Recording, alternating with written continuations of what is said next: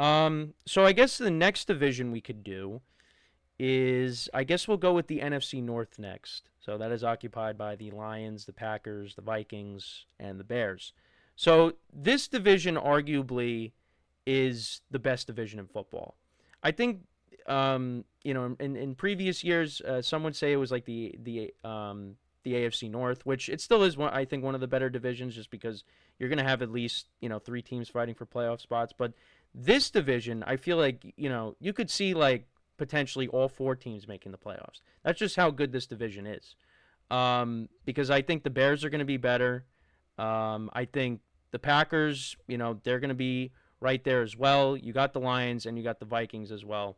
But yeah, for each team, for the Lions, I think there's a little bit of concern just because they did lose their coordinators, and I think we talked about this too the other night. I mean, I think the bigger thing, I think you said it, was that they lost their center. This Lions offensive line has been one of the best in the league for the last few years, and Jared Goff, the biggest thing for him is he needs to be protected because we've seen plenty of times, and even in big games as well. You go back to the Super Bowl that he played in with the Rams. If he's not protected, I mean, he's like a deer in headlights. And, this kind of came out of nowhere with Frank Ragnow. And you know what? I think the Lions can overcome it. They did overcome a lot of injuries last year, particularly on defense. And they were still able to win 15 games. Now, the season didn't end the way they wanted it to because Washington just completely dismantled them in the playoffs. And they also played very sloppy, too. I mean, Goff turned the ball over a bunch of times. But, yeah, I think the Lions could definitely overcome some of these things. But I do definitely see some regression with them. I don't think we're going to see them winning 15 games.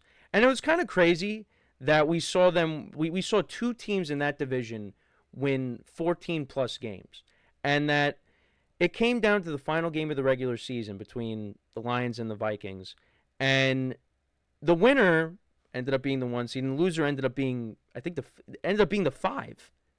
And that's why you have now this outcry of, oh, we gotta, change up how we, see the playoff teams, which I disagree with. I think that last year was unique circumstances. You had two teams in the same division win 14 plus games. You're not going to see that happen every year. So I think, and that you kind of water down winning your division if you change it up. Now, granted, there have been in years past where, you had the Buccaneers, Brady's last year, they finished 8-9 and they were hosting a playoff game. And also the Seahawks back in the day with the Beastquake, they had a losing record and they beat the Saints. So I get that, but you can't water down division winners. I disagree with that. But with the Lions, I mean, look, they got a two-headed monster in the backfield with David Montgomery and Jahmyr Gibbs. You're going to get Aiden Hutchinson back on defense. After he suffered that horrific leg injury against Dallas earlier in the year. You hope he can get back to, somewhat to where he was prior to that injury. And the biggest thing for them is, particularly on defense, you got to stay healthy. Because it just got to a point where they just could not, they were running out of guys to throw out there on defense. But I think the offense is still going to be good enough. They're going to put up points this year. I think the defense will at least be, around average, where this team is going to be competing for that division and trying to go for the division again. But I don't think they're going to be the number one seed. I think maybe they're going to take a step back there in that department. But this team is still really good. And then for the other teams in the division, honestly, like you look at all four of these teams, I think each quarterback. I think you probably agree with this. I think each quarterback has something to prove this year. Because you look at the Vikings, they got a completely new quarterback now. J.J. McCarthy is now going to be having technically his rookie season this year because he got hurt in the preseason last year. Then you have Jordan Love, who I think kind of regressed from the previous year because, I mean, towards the end of 2023, he was playing like one of the best quarterbacks in the NFL. They go on the road, they beat Dallas, they had a chance to beat the 49ers, and they fell short there. But I think part of that, though, and we've had this conversation too, I think it's also because he was hurt. I think if he doesn't get hurt, I mean, they still went 11-6, but I think Jordan Love was never really like 100%. So I think he has something to prove. And then I also think Caleb Williams in year two, I think with the new offensive system, you got one of the best play callers now on your side. You have this loaded offense.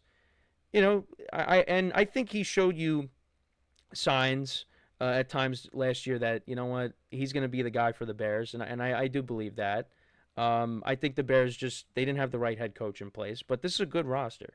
So I do think in some way all four quarterbacks have something to prove. I think they're all going to be in the mix for the playoffs. For the Packers, last year, along with Jordan Love not being as good as he was towards the end of 2023, I think they needed to add more to that receiving core, and they went out and they did draft a receiver in the first round for the first time in years, Matthew Golden, and we talk all the time about his entrance after being drafted. We talk about that. They're not gonna, yeah. I mean, we talk about it all the time. So he better be good. He better be good. They did sign McCole Hardman because Christian Watson is going to miss time because he tore his ACL towards the end of last year. I mean, McCole Hardman is not like a super impactful move, but they need to do something. I think after 4 or 5 years of McCall Hardman, I think I'm done with McCall Yeah, Hardman. yeah. Another thing with Dami, he was a big McCole Hardman guy. He got plenty of chances. He left the Chiefs, went to the Jets, came back to the Chiefs. It just it hasn't worked out. It hasn't worked I'll be out. excited when Jordan Love throws the 150-yard deep ball to him in the season. That'll be it. But Yeah, yeah. But yeah. So they added McCole Hardman. I don't know. They really had. I wasn't really in love with their off season, like not with the draft, but like with free agency. They did sign a corner. They signed a guard, Aaron Banks from the 49ers. Improving the offensive line is always something you want to do. Make sure you keep your quarterback upright. And Jordan Love got hurt in the first game of the year last year, and we thought it was going to be. I mean, the way it looked at first, we thought it was season ending, but thankfully that wasn't the case. Um, and then they recently let go of Jair Alexander, which I'm not really surprised by. I was hoping they would work something out with him because top corner, but it is what it is there. I don't know. For me, I feel like the Packers kind of stayed the same in a way, but again, they won 11 games last year. So, and since Matt LaFleur has taken over, they have been, a team that consistently gets to the playoffs. So, I expect them to, be in the mix again. But, that's kind of where I'm at with the Packers. The Vikings, I mean, I love their roster. The defense was very good last year.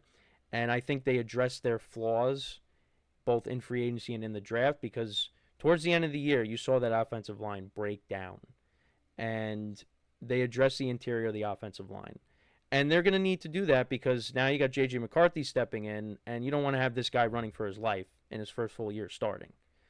So, and you got the best receiver in the NFL, arguably, in Justin Jefferson. You got a solid number two. T.J. Hawkinson's going to be back for the whole year.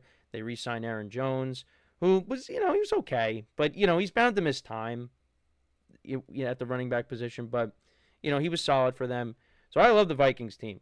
I don't know if they're going to win 14 games, but this is a very solid roster, and I'm curious to see what J.J. McCarthy is going to do this year in that system. But you know what? For the most part, I mean, last year we didn't know what to expect from Sam Darnold. He played really well, so let's see what they get out of J.J. McCarthy.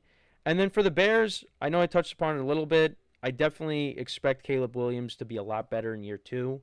New system, the playmakers around him. They drafted Roma Dunze last year. You got DJ Moore there. They drafted who was the tight end that they drafted? They didn't draft yeah, Loveland out of Michigan. Yeah. They didn't draft Tyler Warren, which a lot of people thought, he could have went there. But they actually also addressed the offensive line too. They traded for Joe Tooney from the Chiefs. So, they're doing the best they can to surround Caleb Williams with good protection and weapons. I think he was one of, if not, well, he definitely was one of, but I think he was probably like the most sacked quarterback in the NFL. He took a lot of hits last year. So you want to make sure that doesn't repeat itself. And they got a pretty good defense, So I think the Bears are going to be an improved team.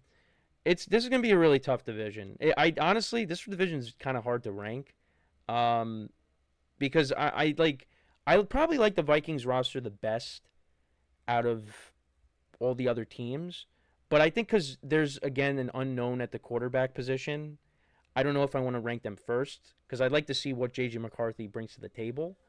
Um, but yeah, I think for me right now, I would probably have the Vikings and the Lions at the top, and then you got the Bears and the Packers, you know, fighting for 3 and 4. That's kind of where I'm at. But again, this division is very tough, and it would not surprise me. It's not going to happen. But if you saw like all 4 teams make the playoffs, you have one team win the division, and you got the other 3 teams occupying the wild card spots. I could definitely see that happening. But I again talked for a while. Dami, what are your thoughts on the NFC North? So I'm going to start off in a weird spot. I'm going to start off with the Packers. The Packers are a team, and like even with Jordan Love, you said just every quarterback in the division does have something to prove, which I agree with. But for the Packers and Jordan Love, they're in like a weird spot. I'm going to bounce off what you said. They don't really improve to me much from year to year. Last year they added Josh Jacobs. That was obviously a huge addition that helped them out. Again, their record though is in like the same type of spot. And for Jordan Love, it's just going to be interesting to see where his career goes. I don't know if this guy is going to be a guy that's just going to be in the top 10 consistently, or is he ever going to make it to that elite top 5 level? I talked about it with you the other night. I think Jordan Love, from physically a talent aspect, when you look at Josh Allen, when you look at Herbert, Mahomes, Burrow, like this guy has the gifts physically to stay there with them. It's just consistent game to game. And we were talking about with my brother, there's some times where Jordan Love has these Jordan Love type of games where like the other team just loses.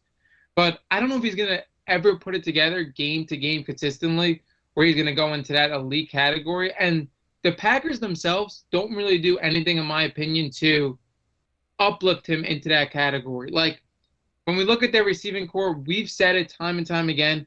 Their receiving core is good. They have a collection of good receivers. When you look at Christian Watson, Tavian Wicks, Jaden Reed, Romeo Dobbs, like they have all a bunch of solid receivers, but how much is it Jordan Love making these receivers better, and how much are they making him better?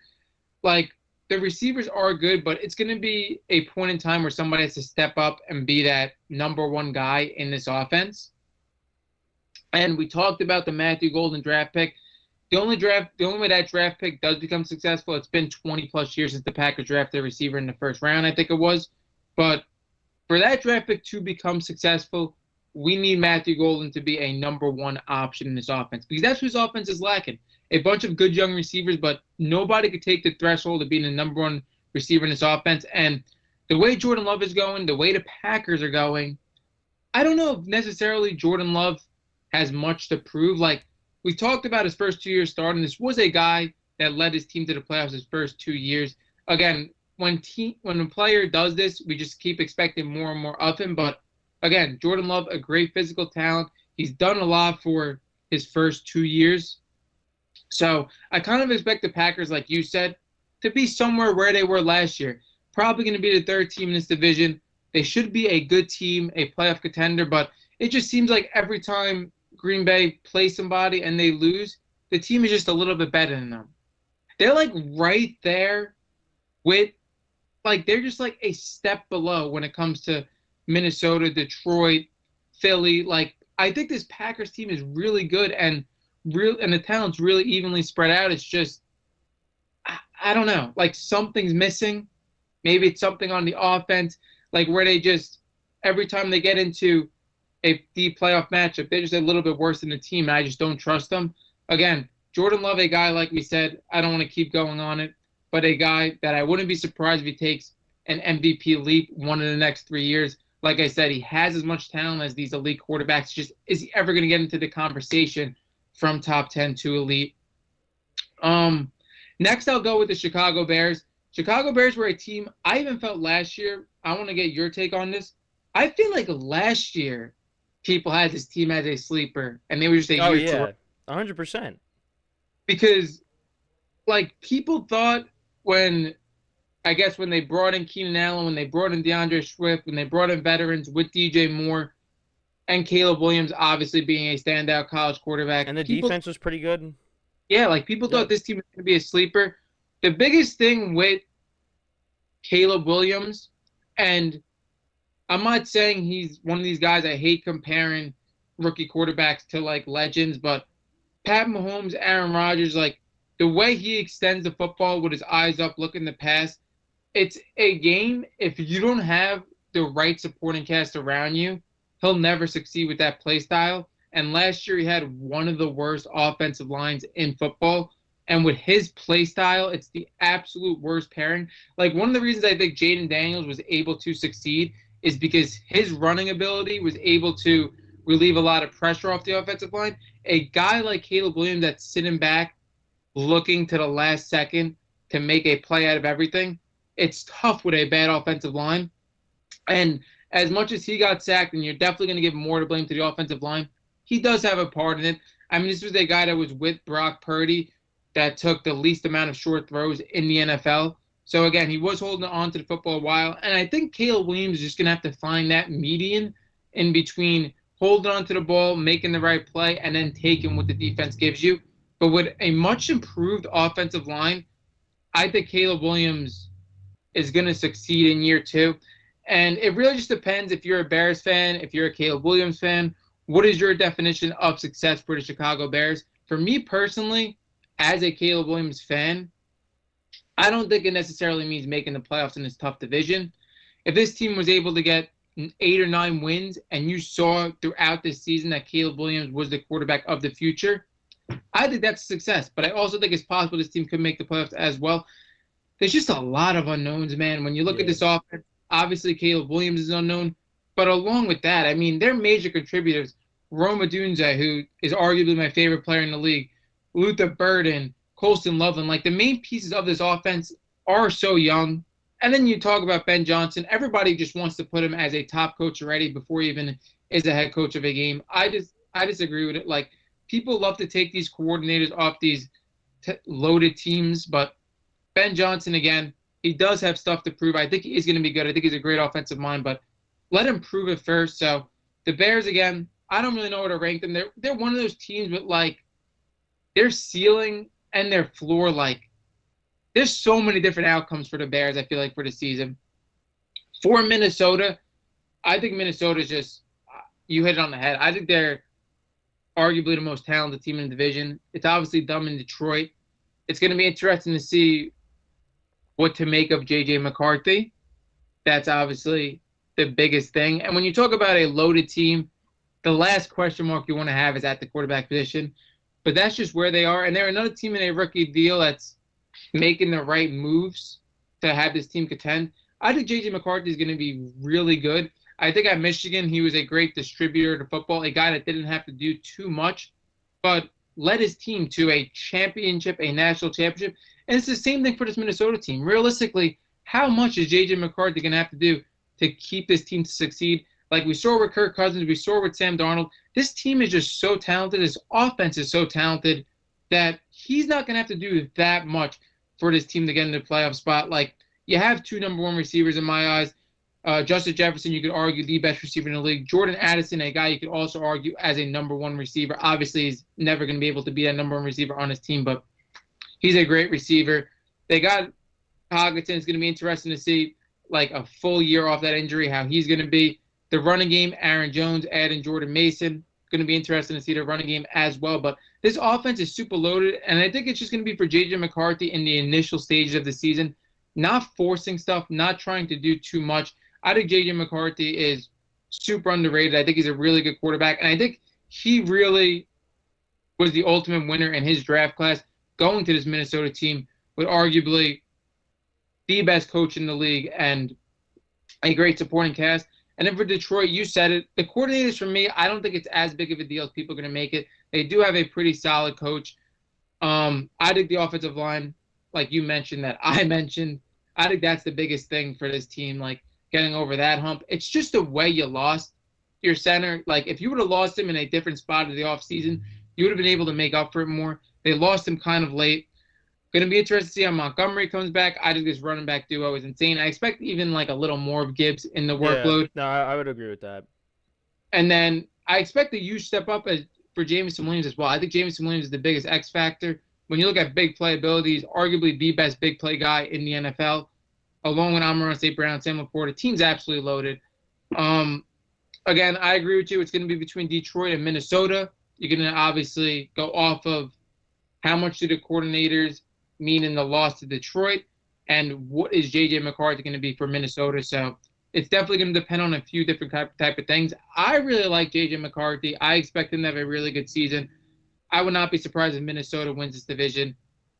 I guess you would have to go with Detroit though, from what you know. I think Green Bay's, I think, is going to be definitely a shoe in for the playoffs as well. But I don't think they're going to compete for the one spot, and I really couldn't even see them being the two spot.